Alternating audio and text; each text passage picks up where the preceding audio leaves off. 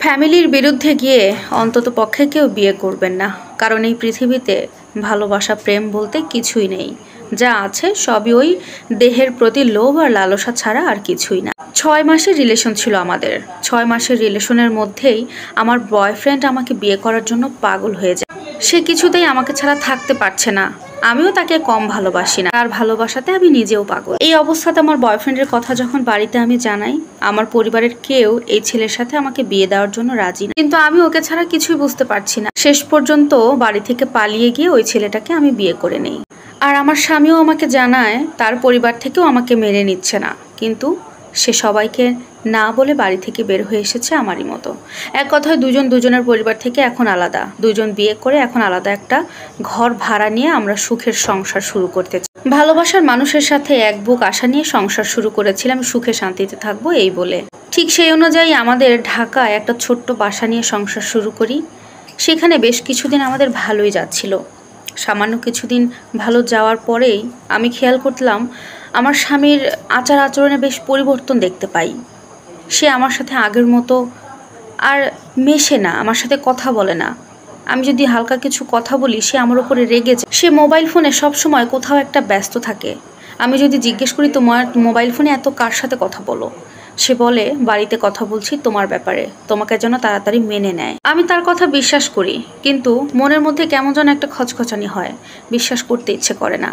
তাই খোঁজ খবর নেই, তাকে একটু নজরে রাখি এবং আমি বুঝতে পারি সে আমাকে মিথ্যা কথা বলছে। এভাবে কিছুদিন যেতে না যেতেই আমার স্বামী আমার উপর প্রচুর অত্যাচার শুরু করে।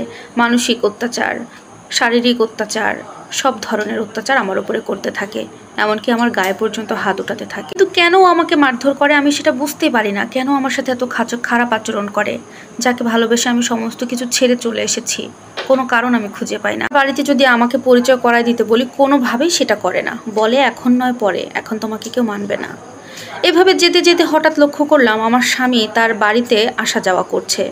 সপ্তাহে 3 থেকে 4 দিন তার বাড়িতে সে যায় এবং সেখানেই থাকে। আমাকে একা একা ঢাকা থাকতে হয়। কি করব কিছু বুঝতে পারছিলাম না, কারণ আমার স্বামী আমাকে অনেক কিছু লুকাচ্ছিল, সেটা আমি বুঝতে পারছি। এক পর্যায়ে তার ফেসবুক ঘাঁটতে ঘাঁটতে তার পরিবারের ফ্যামিলি একজন মেম্বারের নাম্বার আমি ম্যানেজ করি এবং তার সাথে ফেসবুক মেসেঞ্জারে যোগ হয়ে তার সাথে কথা বলি এবং সেখান থেকে যে তথ্যগুলো আমি পাই, যেটা আমি অবাক হয়ে যায়, আমার পায়ের তলা থেকে মাটি সরে যায়। তার কাছ থেকে আমি জানতে পারি আমার স্বামী অলরেডি ম্যারিড, তার একটা সন্তান আছে।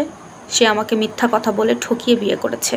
আর সে যে বাড়িতে যাওয়া আসা করছে তার স্ত্রীর সাথে দেখা করতে যায়, থাকতে যায় স্ত্রীর সাথে। আমাকে মিথ্যা কথা বলে বিয়ে করে আমার জীবনটাই শেষ করে দিয়েছে। আমার স্বামী এরপরে যখন আমার কাছে আসে ঢাকার বাসায়, তখন আমি তাকে এই ব্যাপারে সমস্ত কিছু খুলে বলি।